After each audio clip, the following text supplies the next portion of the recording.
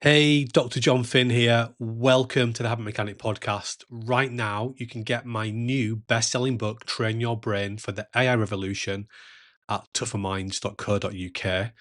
The digital book, audiobook, and physical book are all available at a special price that you won't find anywhere else. Hello, Habit Mechanics. It's Dr. Jon Finn here. I am doing a walking podcast on my way into the office this morning. I've been astounded by some of the results that our coaching clients are getting with our new human AI performance psychology structure. They're consistently just getting these amazing results and often highly tangible, like securing $90,000 pay rises, being given equity in businesses because they're now seen as leaders in human AI performance. So we've been reflecting on, well, why is that? Why is this? Why is the system we're teaching getting such good results?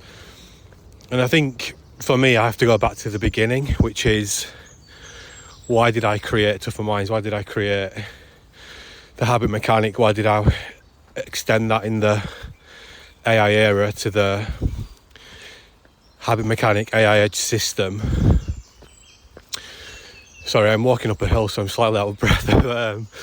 So it's because broadly what I got taught at university, and I've got 3 performance psychology related degrees including a PhD, it just didn't work so well in the field. And largely what I was taught was based on talk therapy.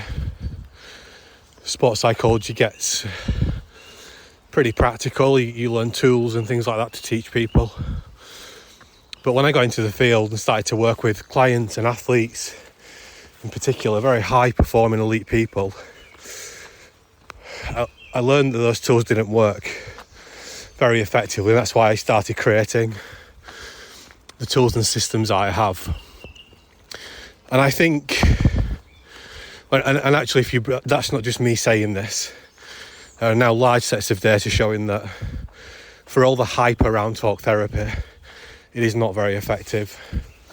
The data shows very clearly, studies of over 52,000 people shows that CBT, which is the sort of gold standard talk therapy, only can be proven to help 1 in 5 people. 1 in 5 people. And the kicker is, those results don't seem to last more than 12 months before people default back to the unhelpful ways of thinking and doing they were before the therapy. And why is that the case? I think there are 4 core reasons, and I want to unpack those, and it goes to some way to explaining why we created a system like we did. Traditional coaching doesn't consider brain states. Most of it doesn't consider the brain at all in a first principle sense. Even the systems that say they're neuroscience based, I'm very dubious as to what they mean by that, what is understood. It doesn't strike that they operate from a first principle models about how brains work. And that's completely understandable because we've only been able to look inside brains for about 25 years now. I was very lucky at the start of my education that's what I began to learn about off the bat, so to speak. So if we want to be successful, we got to understand our brain states and get brain state intelligent. And that's why in our 4-step success cycle, which we talk people through in Train Your Brain for the AI Revolution, we show you how to measure your brain states to start with. And you get a score, you get a human AI readiness brain state score. And the next reason then that I think traditional approaches, talk therapy based approaches are failing people is because people are more overwhelmed than ever. The world is more complex. AI is making it even more complex. And they tend to, when you learn how to coach using a CBT, talk therapy based model, you really get taught to focus on tools and tactics, which sometimes people call tips and tricks. And they make sense when you're taught them, and people agree it would be a good idea to do that thing to help them to be a better leader or be a better team member or manage stress better so they can sleep at night. But people quickly forget them. And often those tips and tricks are not part of a bigger strategic approach for the individual. We all know that and understand that businesses have strategies, they have strategic plans. They have long-term strategic plans and short-term strategic plans. And what we've learned is that if you're an individual and you're trying to be at your best and you don't have a long-term strategic plan and a short-term strategic plan, the likelihood is you're going to struggle. So that's why in steps 3 and 4 of the success cycle, steps 2 and 3 of the success cycle, step 2 is the task director system, and step 3 is the day designer system. These are essentially ways to develop your own strategic plan for your future self, but also for today and the next 24 hours. And then once you have those strategic plans, any tools that you're using or that you learn to use, and in our own approach we have nearly 40 tools now actually. Those tools are more powerful because they're part of a strategic approach to being healthy, happy, at your best in the AI era. And again, when you're just doing normal coaching, and people tell us this, they tell us, I don't think there's one person we've worked with who hasn't tried coaching before. And they always tell us, I've tried this before, but your stuff works and the other stuff doesn't work. The people are very nice, they're very, very friendly, and I thought it was going to help me, but it didn't. But this is, and that's because we're taking into consideration the brain in a friendly way, brain states.